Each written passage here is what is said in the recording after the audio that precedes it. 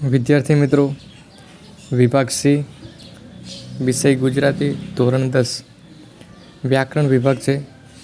તો વિદ્યાર્થી મિત્રો, સાચા વિકલ્પ પસંદ કરીને જવાબ લખો. પહેલો જોઈશું, સાચી જોડણી શોધો. પ્રતિષ્ઠિત લખેલું છે, એમાંથી કાઉન્સમાં આપેલું છે 3 પ્રતિષ્ઠિત એમાંથી સાચો જવાબ શોધીને લખવાનો રહેશે. એન્જિનિયરિંગ, એનો કાઉન્સમાં જવાબ તમારે શોધીને સાચું એન્જિનિયરિંગ કઈ રીતે લખાય એ શોધીને લખવાનું રહેશે. પ્રશ્ન નંબર 2ની વાત કરીશું. હિમ વત્તા આચ્છાદિત શબ્દની સાચી સંધિ જોડો. તો કાઉન્સમાં તમને આપેલું છે નીચે. આગળ વાત કરીશું પ્રશ્ન નંબર 3. સદભાગ્ય શબ્દનો સમાસ ઓળખાવો. કર્મધાર, દ્વિગુ કે દ્વંદ્વ સમાસ. કાઉન્સમાં નીચે છે, એમાંથી સાચો જવાબ શોધવાનો છે. પ્રશ્ન નંબર 4. નીચે આપેલા બંને શબ્દોના જોડણી ભેદ થતો અર્થભેદ જણાવો. ગંજ આપેલો છે, એમાં અંતર, હાથી, ગાજવું. પેલો ગંજ આપેલો છે, ગજબ, ગંદકી અને ઢગલો. પ્રશ્ન નંબર 5. જીવલો જવાનીમાં પણ ખડકી ગયેલો હાડપિંજર જેવો. વાક્યના અલંકારનો પ્રકાર જણાવો.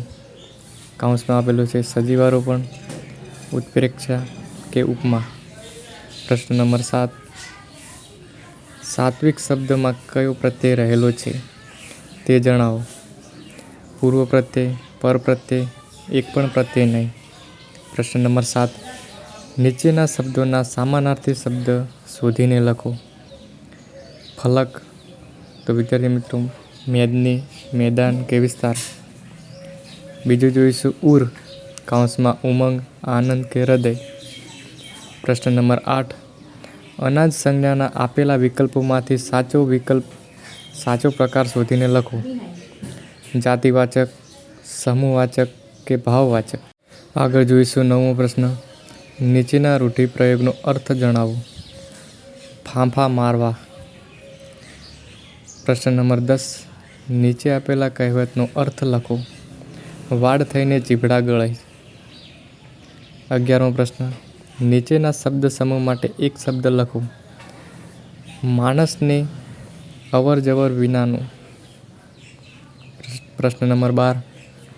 નીચેના શબ્દમાંથી વિરોધી શબ્દ લખો. સતેજ. પ્રશ્ન નંબર 13. નીચેના વાક્યને કર્તરીમાં ફેરવો. મારાથી એકલી પડી જવાયું છે. પ્રશ્ન નંબર 14. નીચેના તળપદા શબ્દનું શિષ્ટ રૂપ લખો. લાટ. પ્રશ્ન નંબર 15. નીચેના વાક્યમાંથી વિશેષણ શોધીને તેનો પ્રકાર જણાવો. 3 દિવસ આહવા રોકાયો. પ્રશ્ન નંબર 16. નીચેના વાક્યમાંથી ક્રિયા વિશેષણ શોધી તેના પ્રકારો જણાવો. જ્યારે, અંતરે આનંદના ઓછો થવા દેજે.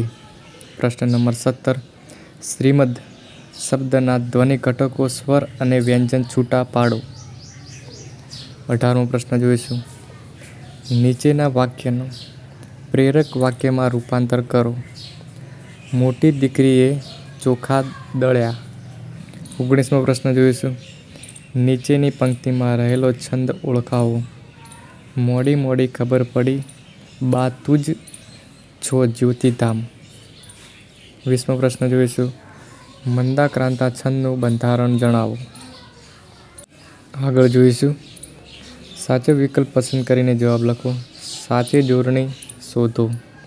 સર્વોત્કૃષ્ટ, એનો કાઉન્સમાં જવાબ તમારે ગોતવાનો રહેશે. ખાતરીનો જવાબ શોધવાનો રહેશે, કાઉન્સમાં છે. બીજો પ્રશ્ન જોઈશું. સત વત્તા જન શબ્દની સાચી સંધિ જોડો. તો વિદ્યાર્થી મિત્રો સજ્જન, સજ્જત કે સજ્જન. પ્રશ્ન નંબર 3. બાળક કથા શબ્દનો સમાસ ઓળખાવો. તો કાઉન્સમાં આપેલો છે બહુવ્રીહી, તત્પુરુષ, મધ્યમ પદ લોપી. પ્રશ્ન નંબર 4. નીચે આપેલા બંને શબ્દોના જોડણી ભેદ થતો અર્થભેદ જણાવો. તો વિદ્યાર્થી મિત્રો મેઘ, તો કાઉન્સમાં માધવ, મુખ કે વાદળ. આ બાજુ મેઘ, યજ્ઞ, યુક્ત કે યાદી. પ્રશ્ન નંબર 5. વછેરી દિયેનો વધે એટલે રાતે ને રાતેનો વધે એટલે દિયે ઝપાટ માંડે વધે ચડી. વાક્યમાંનો અલંકારનો પ્રકાર જણાવો. કૌંસમાં અતિશયોક્તિ, ઉપમા કે યમક. પ્રશ્ન નંબર 6. ઓળખાણ શબ્દમાં કયો પ્રત્યય રહેલો છે તે જણાવો. પૂર્વ પ્રત્યય, પર પ્રત્યય કે એક પણ પ્રત્યય નહીં. પ્રશ્ન નંબર 7. નીચેના શબ્દોના સમાનાર્થી શબ્દ શોધીને લખો. મયંક તો કૌંસમાં છોકરો, રાત્રિ કે ચંદ્ર. શૃંગ તો ઊંચાઈ, શિખર કે પર્વતમાળા. પ્રશ્ન નંબર 8 જોઈશું વિદ્યાર્થી મિત્રો. રેતી સંજ્ઞાનો આપેલા વિકલ્પોમાંથી સાચો પ્રકાર શોધીને લખો. તો દ્રવ્યવાચક, ભાવવાચક કે જાતિવાચક. 9મો પ્રશ્ન જોઈશું. નીચેના રૂઢિપ્રયોગનો અર્થ જણાવો. કારગત નીવડવું. પ્રશ્ન નંબર 10. નીચે આપેલા કહેવતનો અર્થ લખો. ટકે શેર ભાજી, ટકે શેર ખાજા. પ્રશ્ન નંબર 11. નીચેના શબ્દ સમૂહ માટે એક શબ્દ લખો. વહેતા પાણીમાં થતું કુંડાળું.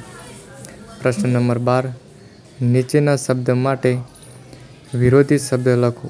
તો ધવલનો વિરોધી શબ્દ લખવાનો છે. પ્રશ્ન નંબર 13. નીચેના વાક્યને કર્તરીમાં ફેરવો. કાળુથી પાછું વળી જવાયું. પ્રશ્ન નંબર 14. નીચેના તળપદા શબ્દનું શિષ્ટ રૂપ લખો. પોયરા. પ્રશ્ન નંબર 15. નીચેના વાક્યમાંથી વિશેષણ શોધી તેનો પ્રકાર જણાવો. અતિશય ચિંતા પેટના અલ્સરને ખો આપે છે. પ્રશ્ન નંબર 16. નીચેના વાક્યમાંથી ક્રિયા વિશેષણ શોધી તેના પ્રકારો જણાવો. તમે અવંતી ક્યારે જાઓ છો? પ્રશ્ન નંબર 17. પ્રયત્નો શબ્દનો ધ્વનિ ઘટકો, સ્વર અને વ્યંજન છૂટા પાડો.